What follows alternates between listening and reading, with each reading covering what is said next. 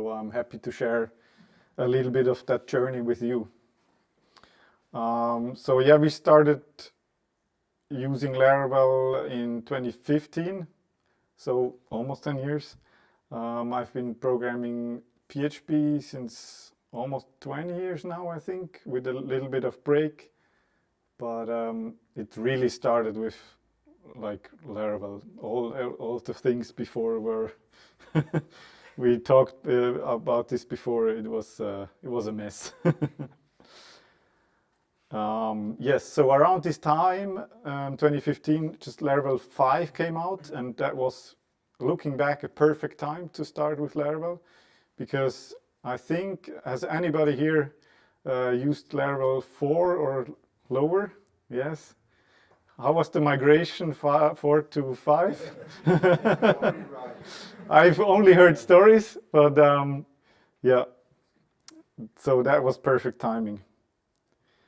A little bit about myself. I'm Jonas. I passionately design and develop software for the modern web. I'm at home a dad and a husband. At work, I'm a software developer. I work at Razorfish since 2014. We are a small full-service agency doing movie production, digital marketing, design, and most importantly, for us, web development. So we have a few products that have been around a while. First one is our Evolve CMS. It's an in-house CMS that's been around since almost 15 years. Originally started by my colleague Diego. He's sitting right here. And yes, we built our own CMS and still are. So, but it works very well for us. It was originally built with the Zend framework. That was a PHP framework built by Zend Technologies, the company behind the Zend engine and a lot of PHP development back in the day. We switched to Laravel around 2015. I think about half a year after I started tinkering with new frameworks, and landed with Laravel, luckily for us. So the second product that we build is StrawBlond. It's one of the largest products that we are doing, and the most important one at the moment. It's a SaaS product that we started about 4 years ago. It's a cloud-based business administration software, and used by small to medium-sized businesses for time tracking, a little bit of project management, invoicing, expense tracking, and starting next year, full double entry accounting. So I'm not really here to sell you our software, but as all of you are probably developers or tech-savvy people, we are probably the only accounting software with a cool-looking dark mode.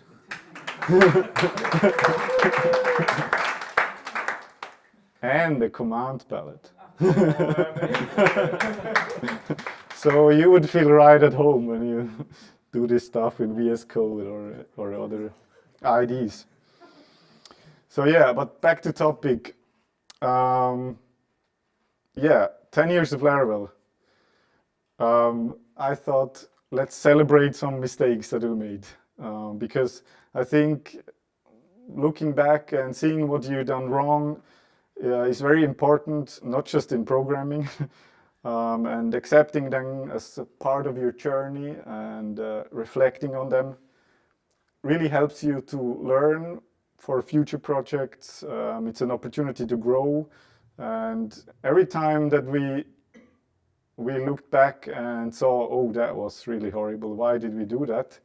It generated like a drive to do it better. So yeah, I'm gonna start with some small stuff from code. This is a classic one that you probably all stumbled on when you started with Laravel.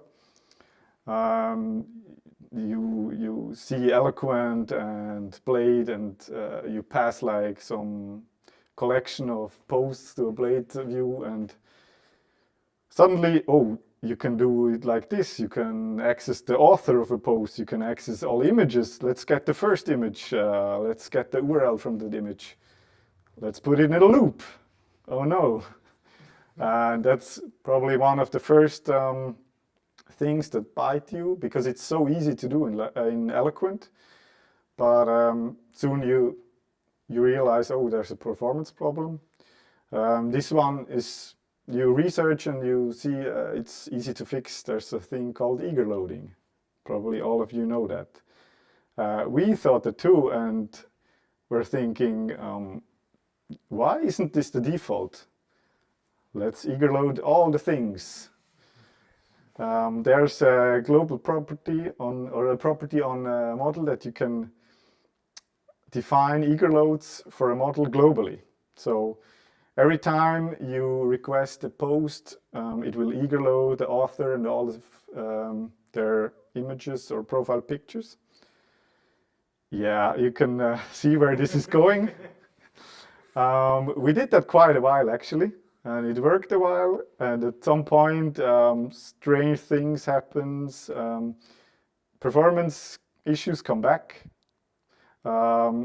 Sometimes we had even like infinite loops. So let's imagine you do the same thing on author or images, and you say on an author, let's get all the posts from the author. So you get into infinite loops and stuff that you don't want to experience. And we also did this because we had a lot of code and we didn't really want to touch all the controllers and stuff like that. But yeah, it was a bad idea. So obviously, do it on demand. Do it where you fetch the data. Then you can even do like stuff like this where you specify columns that you want. So don't eager load the images and all of their columns. I don't need the MIME type or the file size for this particular use case. So I just want the ID and the URL. Important one is just that you need the ID there, and you need like foreign keys if you do other relationships on those models. And if you're passing around models and you, in another place, you are unsure if that model is already eager loaded, there's methods called load or load missing. So you can eager load afterwards, and load missing just eager loads the models if they're not hydrated yet. So, and then there was another thing that we thought, yeah, that's really a good way to do side effects. There's in Eloquent a concept called model events or model observers. And you can hook into created, updated, deleted events of models, and it runs always when the model is, yeah, in this case, created. So first thing, we accessed stuff like the request in there. I mean, yeah, do it from the console or do it from somewhere else that the request looks totally different, this will break apart very quickly.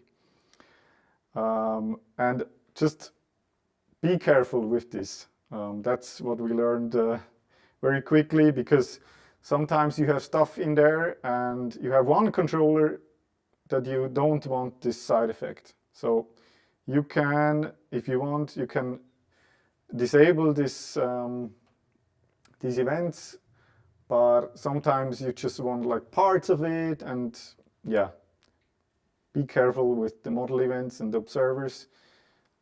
Do it on demand, do it in a controller, do it in some other way, but these are difficult to track down if you have issues. Then another one. Is it a query builder method or a method on the Eloquent model? These are quite different things. So we have one of these model events on an image, if you delete an image record from the database, it will delete the physical image from the disk. Now you have, you write a query, you say image, let's get all the archived images and delete them. This is the first line here. This doesn't trigger the event listener because this is just a database query. This doesn't touch the model events. So you have to do a little bit more. You first get all the images, then you can do a loop and delete those, and the delete method here is a delete method on the Eloquent model, not on the database query builder.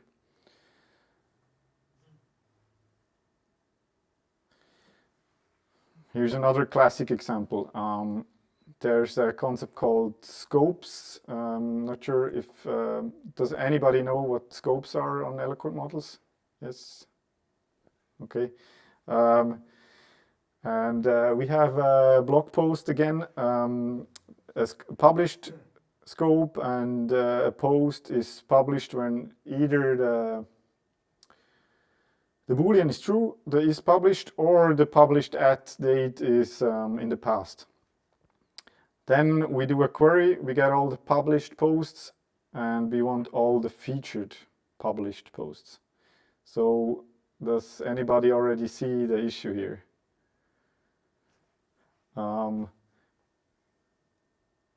This has to do with operator precedence. It's actually that the AND in MySQL and in other programming languages as well has precedence over the OR. So they are put together like if you would put parentheses around those. So you always have to think about this because when we go back, you will actually get posts that are not featured because they're published. Because the OR clause is appended like after the two where clauses. So you have to tell Eloquent or the query builder, to be precise, where to put these parentheses. So now wrap the query in a closure, and now you're fine.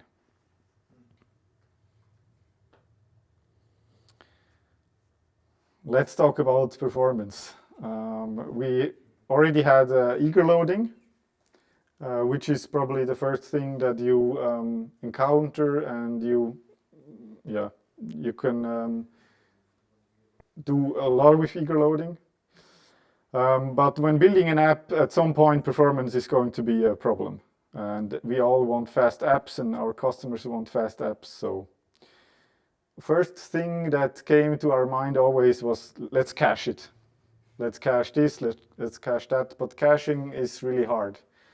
I mean, there's strategies around that. There's actually now this new flexible method from Laravel, which helps a lot with caching. But still, in my opinion, let's optimize database queries first and keep memory usage low, or offload to the background using the job queue. So this is not a database talk. For a lot of stuff about database performances has to do with indexes, like it's just that way. But I'm not an expert. But Kai, who did a talk about database indexing, I think in Zurich, I don't know, 2 years ago, at his meetup. This talk is awesome. Go watch this talk on YouTube. Yeah. But let's imagine your indexes are right, the database is fast, your performance problems are within Laravel or within PHP. Usually it has to do with memory. So what can you do about that? Probably a lot of you know you can chunk database queries. So here we get invoices between start and end of this year paid. And we chunk the query into retrieving 1,000 instances at a time. So we have 1,000 invoice models hydrated in our memory, which is probably fine in most cases. You can play around with the number. There is chunk and there is chunk by ID. This is very important if you, in that spot where the comment is, when you update the invoice and you update some value that you are using to query the data, for example, the paid at state now, or whatever else like a Boolean flag, it can be that from the sorting, you're getting the same row back twice in the next chunk. So if you're doing if you do updates inside of this loop, reach for the chunk by ID, because then it's like ensuring that you have always the same 1,000 rows and then the next 1,000, and you don't have like duplicates. But this is awesome. But still, if you do like memory intensive stuff in there, you have 1,000 invoices in memory. There's another method on the query builder called cursor. What this does is it executes a single query, but gives you a lazy collection back. A lazy collection, for some of you that don't know this, works with PHP generators. So it's basically a loop that gives you one item at a time and keeps only one item at a time in memory. So it's very memory efficient. So you can process each invoice at a time, and only one invoice is in memory. So it's super memory efficient, a little bit slower. And there's one issue, PHP's PDO driver still buffers all rows in memory. So at some point you will still reach like a memory issue. There's a better thing that combines basically the two methods I just showed, which is lazy and lazy by ID. There's these two methods. By ID does the same thing as the chunk by ID. In this case, it does chunk the database results and gives you back this 1,000 invoices inside a lazy collection. So you have basically the combination of both those methods.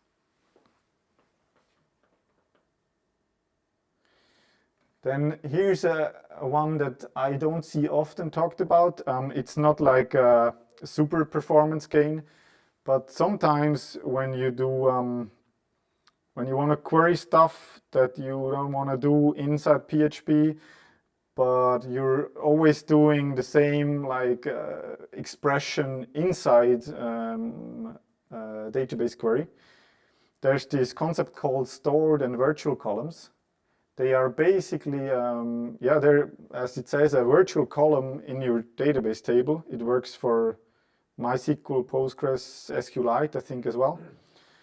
And you can, in your migration, you can define how this value is either derived when reading. This is the virtual column. And in this example, it's a stored column. So every time this table or this row is updated or created, it will store the value of this expression or the result of this expression in the database. So in this example, I have an invoice number stored in the database in the first comment.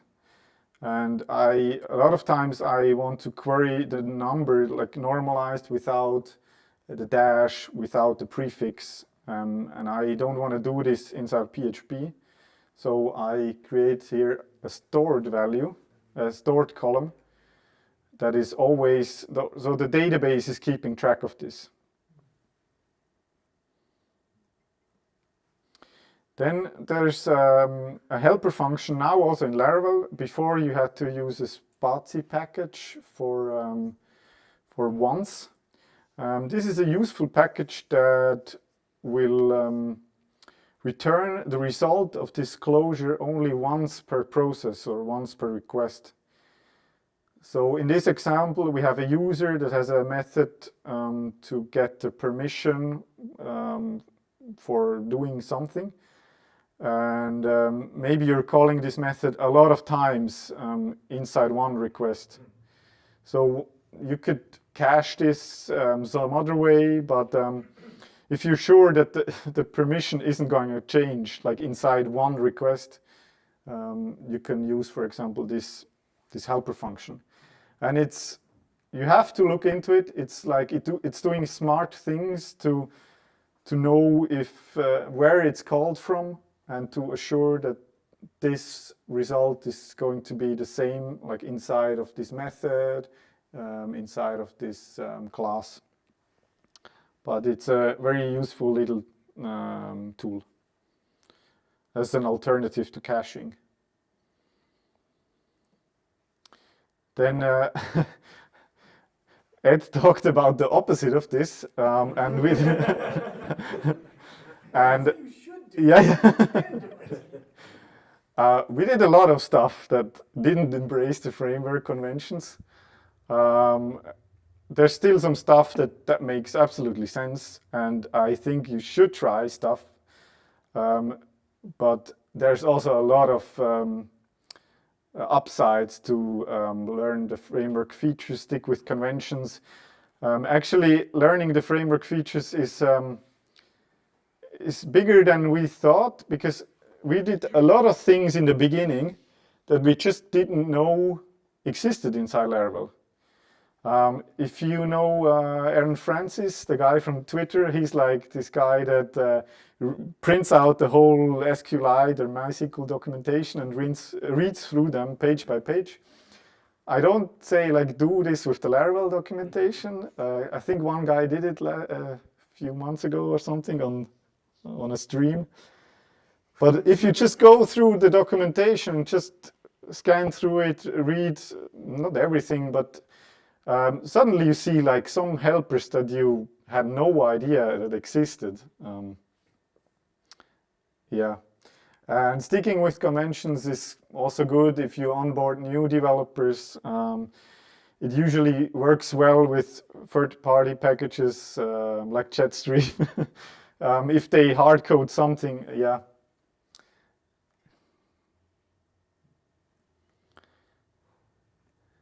Then I want to talk about recent discoveries from like recent, let's say like last 2-3 years. I've got into job batching in combination with broadcasting a lot. So job batching is a concept in Laravel where you have the job queue and you can group jobs together. They create a batch. And you can store, or Laravel stores information about this batch inside a database, and you can query the status. You can see how the progress has gone from this batch. So how many jobs have finished, how many jobs have failed. You can do stuff like running jobs in parallel, but the two jobs you want to run in a chain. So it's quite powerful. And in combination with broadcasting, so that's the concept of WebSockets in Laravel. So you can use services like Pusher or the recently launched Laravel Reverb to do WebSocket communication. You can do like powerful stuff for the front end, where the user sees the progress. So you can offload stuff to the background, but the user has real-time feedback. Then there's a recent thing in Laravel called context. We did something similar ourselves, but now it's built in. I will show you right after. And a big one for us is filament. Anybody using filament? It's crazy to me how this is free, actually. We've done a lot of client work with filament, and you can do almost anything with it in days, basically. For those of you that don't know Filament, Filament is a admin panel builder is an understatement, I would say. I think it started that way, but it's a lot of live-fire components. You can basically build an entire SaaS app with Filament, and they do a lot of the heavy lifting of the CRUD views, modals, editing, updating, yeah, whatever. So this is, let's go a little bit into depth about job batching and broadcasting. So this is actually an example from StrawBlond. We have an expense parser, so you can take a photo of a receipt or an invoice. It goes into a pipeline of jobs, basically. They all are batched. We then track the process and the progress and send out progress events over Pusher, actually, soon to be Laravel Reverb, to update the front end. So the user has real-time information about how their expense parsing is going. Here's a little example from another use case. Is it playing? It should be a video. The user can import bank transactions into our app. So he can upload XML files, like hundreds of them if they want. They are all batched. So each file is a batch, basically, and all the jobs inside of the batch are the transactions. So you see each file getting processed in the background, still getting real-time information through the broadcasting system, basically. So yeah, that's one of the things I really got into, and I love it. And you can also like scale this up very easily. You can put a lot of workers behind this and yeah, process a lot of stuff in parallel very easily. So about Laravel Context that I mentioned before, this is a system to pass context or information between requests, jobs, and console commands. So in our use case, we have a multi-tenancy app, and before, if a user dispatched a job, we always passed the tenant to the job, and then in the job we had to ensure that this is getting run for this tenant. Now it's very easy. You can, inside of an app service provider, you can define when the context is dehydrating. It's a strange word for this, but dehydrating means that before dispatching a job or before calling a command from like a controller, put stuff into the context and save it. So in our case, we save the tenant. And then on the other hand, you can hydrate the information that you stored in the context back to your app. So the second part, the hydrating part, will be executed when the job is initializing the framework on the queue runner, or the command is being called in the console. So you can, we read the tenant ID here and yeah, inform our tenancy system that now this request is coming from the tenant. Also very nice for logging. So all this gets automatically passed into the log. So you see in the log if a queued job fails, which user had dispatched this job. Then, yeah, that's probably a one that you all know. Be mindful with dependencies. We were very quick to install dependencies in our beginning with Laravel. And usually it works fine until a new Laravel version or a PHP update gets released. I think most of the issues that we had were at that point. Usually, now I say, like, let's check the scope of the package. A lot of times we reached for packages that we just needed, like, let's say 10, 20% of the scope that the package gave us. So let's dig into the source code. What does it actually do? Is it really that complicated? There's a lot of stuff that I think you can probably build yourself, and also, like, leave it be, and you can upgrade it easily if a new Laravel or a PHP version comes out. Of course, there's a few exceptions to that. I mean, there's, like, if the package you install has a bigger domains, like yeah, authentication or something like that, you probably don't want to build it yourself. Leave it to Laravel or, yeah, some other vendor. Then, of course, Spatie works most of the times. They have a good track record of, yeah, they are quite good with updating to Laravel or PHP. There's also other vendors that are quite good that you probably know. There's, I think with Ruslan we talked about this one Excel import export package that everyone uses, and I think it's great, and we used it since the beginning and it still works, and yeah. Then don't jump on every hype train. We did that a lot. We tried everything from single page applications, going serverless. Actually, StrawBlond is still a single page application and runs on Laravel Vapor. In my opinion, it's still a great single page application. Comes with downsides, but it gives you a lot of flexibility on the front end. We're about to migrate back to a classic server because I hate it when there's something wrong and I can't SSH into a server.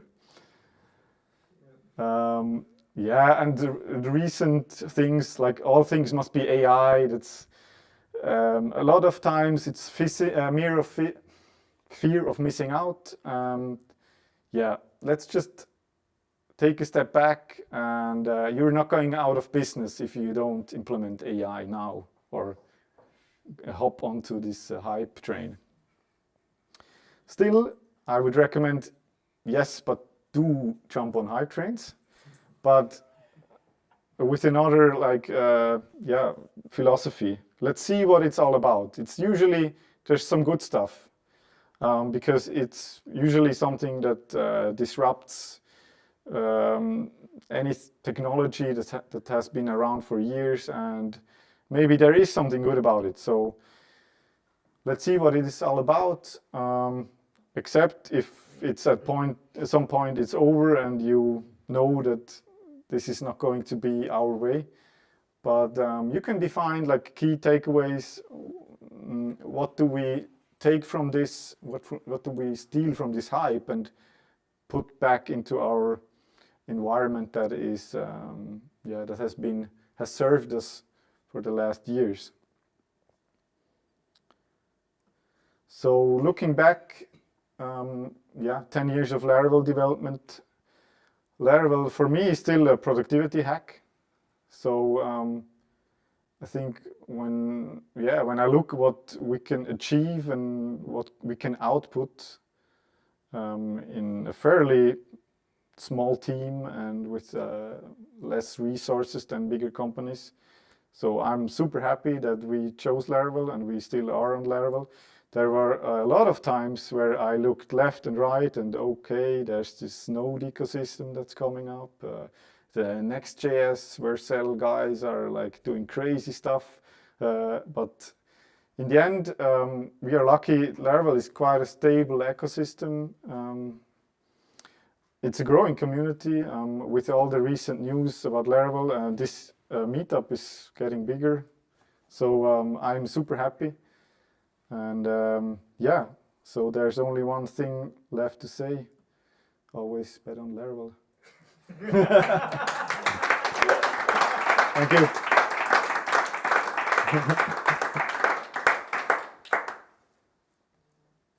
Questions? Yeah, so going back to the chunk versus chunk by ID, is there any time when I should reach for chunk versus always just reaching for chunk by ID? That's a good question. I'm not 100% sure about the internals, but it has to do with sorting. So most of the time when I use chunk, I do like manipulations inside. So there's rare cases that I don't update the model, so I'm not sure. But yes, it's a good question. Well, the reason I ask is because I always reach for chunk by ID, and I didn't know if I was making a mistake by doing that, because I know you can get burned if you use chunk, Yeah, but chunk by ID yeah, is safe. I yeah. just didn't know if, in certain cases, if you're not updating, whether there's a performance hit or something. I like don't that. think so, because I think in the background it's just putting in another word clause, I think, assuring that, because you can give it by default, it's sorting by ID. That's why it's called chunk by ID. But if you're sorting something like by another column, you have to define that. So I think it's only putting in a word, and then I know how it works with the ID. It's putting in a word bigger, like ID bigger than the last chunk. Right. So it's ensuring that a record with a ID from the previous chunk is never going to be in the new one after you update it. So yeah, I'm not 100% sure, but I think you can just go for chunk by ID anytime, I guess. All right. But Well, good. That's what I've been doing. yeah. Good to not break anything. Anyone else? Oh, look at this guy covering everything anybody wants to know in one shot. Yeah, feel free to talk to me later. And yeah, thank you.